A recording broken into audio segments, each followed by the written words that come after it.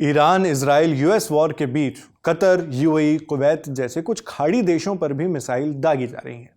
ये वो देश हैं जहां से अमेरिका भी अपने मिलिट्री बेसिस ऑपरेट करता है। साथ ही इन देशों में कई बड़ी कंपनीज ने भी अपने बड़े बड़े सेंटर्स खोल रखे हैं, एस्टेब्लिश कर रखे हैं। जैसे यूनाइटेड अरब अमीरात यानी यूएई में एक डेटा सेंटर है जहां पर आग लगने की खबर आ रही है। अमेजॉन का ये डेटा सेंटर है, जिसके बाद अमेजॉन को अपने यूएई डेटा सेंटर की सर्विसेज टेम्परेरीली बंद करनी पड़ी। बताया गया कि इस डेटा सेंटर पर कुछ आकर टकराया जिससे चिंगारी निकली और आग लग गई। ये कुछ क्या था, फिलहाल ये स्पष्ट नहीं है।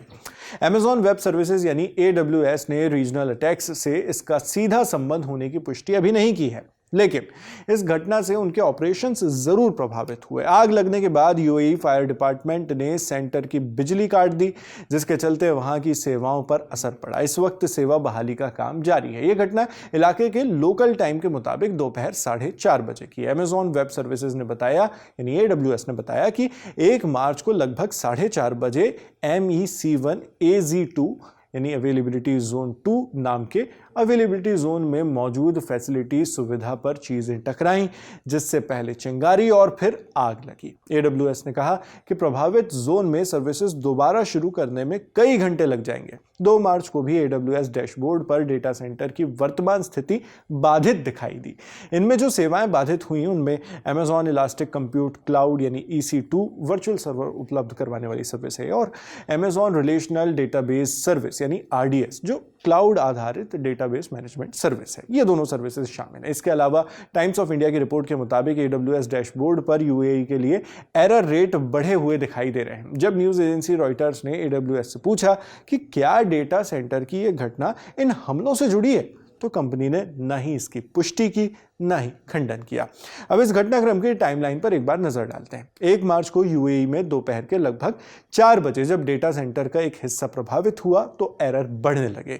2 अवेलेबिलिटी जोन्स यानी एजीज गंभीर रूप से प्रभावित होने की वजह से डेटा को अपलोड और डाउनलोड करने में फेलियर रेट बढ़ गए। Amazon वेब सर्विसेज के मैनेजमेंट कंसोल और कमांड लाइन इंटरफेस भी अफेक्टेड है। 1 मार्च को ही 6:09 पर Amazon के एक अवेलेबिलिटी जोन यानी एजी में बिजली समस्या की पुष्टि हुई। सर्विसेज पर असर पड़ गया। उसी रात 9:41 पर Amazon ने इस समस्या की ज्यादा जानकारी दी। बताया कि वो किन किन समस्याओं से जूझ रहे हैं और उसे हैंडल करने के लिए क्या कदम उठाए जा रहे हैं। अगले दिन सुबह 10:46 पर Amazon का और अवेलेबिलिटी जोन जो है, एक और अवेलेबिलिटी जोन, उसको दिक्कत फेस होने लगी, वो दिक्कत फेस करने लगा। दोपहर 12:52 पर यह समस्या बढ़कर कई एजीज में फैल गई। फिर इसके बाद 3 घंटे बाद 2 मार्च के दोपहर 2:53 पर Amazon ने बताया कि यूएई में उनके 2 अवेलेबिलिटी जोन्स प्रभावित हैं। इस घटना से कुछ सर्विसेज अफेक्ट हो गई हैं जिनके नाम है जैसे AWS लैम्डा जो सर्वरलेस कंप्यूटिंग सर्विस है, AWS management console, Amazon Athena जो डेटा एनालिसिस सर्विस है, Amazon elastic compute cloud, Amazon elastic file system जो क्लाउड फाइल स्टोरेज वाला है, Amazon इवेंट ब्रिज जो इवेंट बेस्ड डेटा ट्रांसफर वाली service है, Amazon इवेंट ब्रिज शेड्यूलर और Amazon kinesis data streams जो real time data processing service है। इसके अलावा Amazon सिंपल स्टोरेज सर्विस। अब इन सर्विसेज को लेकर कंपनी ने कहा है कि इसकी बहाली का काम जारी है और अफेक्टेड एरियाज में सर्विसेज स्टेप बाय स्टेप तरीके से सामान्य स्थिति में लाई जा रही हैं।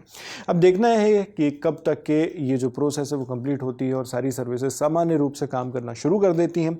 और इसमें यह भी देखने वाली बात है कि क्या ईरानी हमलों से इसका कोई संबंध है, जो ईरान स्ट्राइक कर रहा है यूएई पर, या फिर ये जो पूरी वॉर चल रही है यूएस, इजराइल और ईरान के बीच, क्या उससे इसका कोई संबंध है। जो चीज़ वहाँ पर आकर टकराई जिसके बारे में कहा जा रहा है कि कुछ टकराया, ये कुछ था क्या, इस पर कब जांच होती है और जांच के बाद क्या पता चलता है, यह भी देखने वाली बात है। क्योंकि कई बार जब इस तरह के विवाद पैदा होते हैं खासतौर पर उस रीजन में, तो Amazon और माइक्रोसॉफ्ट जैसी कंपनीज पर भी सवाल उठाए जाते हैं। वहाँ के मुल्क ये आरोप लगाते हैं कि ये कंपनियाँ कंपनियां इजराइल को समर्थन कर रही हैं और उस पैसे का इस्तेमाल गाजा में लोगों के ऊपर क्रूरता के लिए किया जा रहा है। तो ये आरोप वहां से लगाए जाते हैं। तो क्या ईरान ने इन आरोपों के चलते अमेज़न को सचमुच निशाना बनाया था ये, या फिर ये एक आग जो लगी जो किसी और तरह से किसी और वजह से लग गई है? तो ये सब कुछ देखने वाली बात है, जो जांच का विषय है। जो भी है, इस पर जो भी अपडेट्स आएंगे वो हम आप तक इसी तरह पहुंचाते रहेंगे। आप इस पूरे मामले पर क्या सोचते हैं, कमेंट बॉक्स में लिखकर जरूर बताइएगा। मैं हूं नावेद, कैमरे पर राहुल है। देखते रहिए ललन टॉप।